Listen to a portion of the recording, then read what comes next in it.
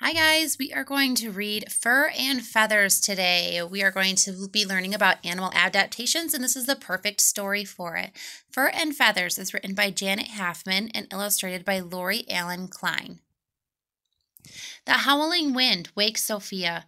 Her mother suggests that they count animals to help them forget about the noisy storm. They count together: one polar bear, two ducks, three snakes, and then Sophia is sound asleep.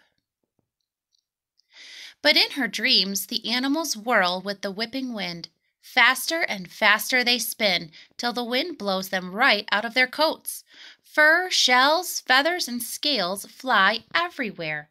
The animals shiver in their bare skin. "Don't worry," says Sophia. "I'll help you stay warm." From her closet she grabs every piece of clothing she owns. Push, pull, tug. She helps the animals fit tails, fins, and wings into her kid-size outfits. The animals are thankful, but they find it hard to walk, crawl, or fly, and they think they look terribly silly. I think so too. Sophia can tell by their expressions that the animals are not happy. But what can she do? Then she remembers her grandma's huge sewing box, bulging with furs, feathers, and sequins. "I can make new coats for all of you, just like your old ones," she exclaims. "Form a line and tell me what you need." Polar Bear pads forward first. "I need a coat of thick white fur to keep me warm and to help me hide in the ice and snow," she says. Snip, tuck, stitch. In no time, Sophia fashions a furry new coat for Polar Bear. Behind one ear, she sews a little red heart. But Polar Bear doesn't notice. Do you see the red heart? Duck waddles up next. "I need lots of feathers to help me fly," he quacks. Sophia pulls a big bag of feathers from Grandma's sewing box. Duck helps her find the right colors. Soon he has gray body feathers and glossy green head feathers. But the white ring he once wore around his neck is now bright blue, Sophia's favorite color. Then it's Porcupine's turn. "I feel lost without my prickly quills," she grunts. "How am I going to protect myself?" Sophia hunts through Grandma's sewing box for something sharp when suddenly, ouch! She pricks her finger on a pin. "That's it," she says, "pins and needles." A few finger pricks later, Porcupine has a new brown fur coat bristling with pins and needles. Frog hops up.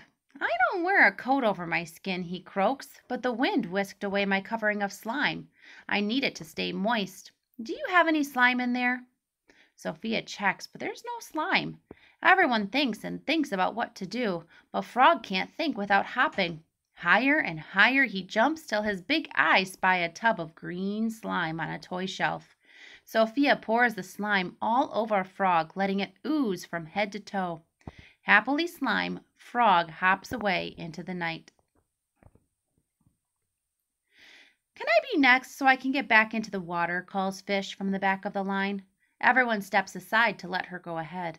"I need smooth scales so I can swish, swish, swish, lickety-split," she says.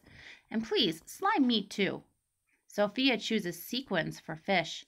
All decked out in slimy, shiny sequins, Fish is not only the fastest, but the flashiest. "I wear scales too," hisses Snake, "but I need dry ones." Let's try these pine cone scales," says Sophia. Using light and dark ones, she creates a beautiful spotted pattern of overlapping scales. As a special touch, she adds a few bright yellow bows. Snake smiles when he sees the bows and slithers proudly away. Now Sophia hears a wee voice coming from far below. She bends down to listen. "I need a shell to keep me safe and moist," whispers Snail. Sophia rummages through Grandma's button box and finds a pretty striped shell for Snail. Then another small voice pipes up. "The wind blew off my colorful wings," says Ladybugs. "Now I can't warn birds that I taste awful."